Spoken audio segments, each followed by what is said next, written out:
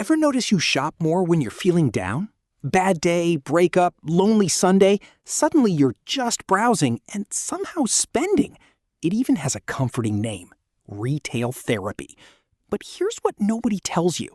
Sadness doesn't just make you want to spend. It literally rewires how your brain values money, making you pay more for less without you noticing. Scientists have measured it. Let me show you what's really going on and how to protect yourself. Meet Zoe. There's a famous experiment where researchers made people feel sad, then asked how much they'd pay for a simple item, like a water bottle. The sad group was willing to pay up to 4 times more than everyone else, and afterward, they swore their emotions had zero effect on their choice. That's the scary part. Sadness quietly raises the price you'll accept and hides its own fingerprints. Call it the sadness tax. When Zoe's down, everything she buys secretly costs more, and she genuinely can't feel it happening. Why does this happen? Sadness often comes with a feeling of loss, or that things are out of your control. And buying something is a quick, easy way to feel like you're taking action, like you're doing something to fix yourself. Psychologists call it the self-repair hypothesis. A new purchase feels like a tiny reward, a small hit of control in a moment you feel powerless. It's an emotional bandage, but it's covering an emotional wound with a financial one, and the bandage never actually sticks. It gets stickier. Loneliness and boredom are cousins of sadness, and they drive spending too, especially online, late at night, alone.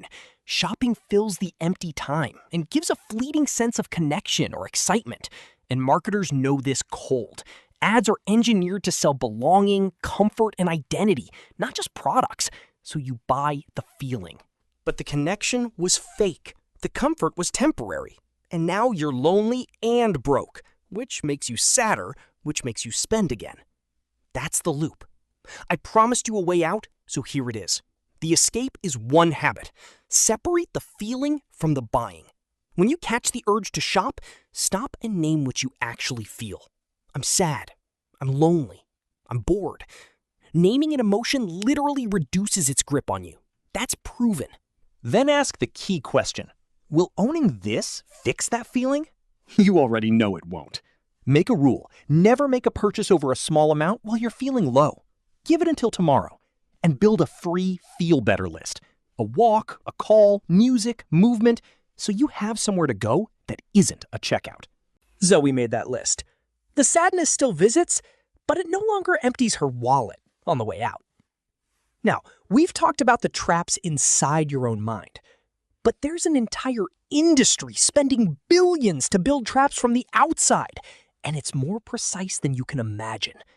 Advertising doesn't just show you products, it hacks the deepest wiring of your brain.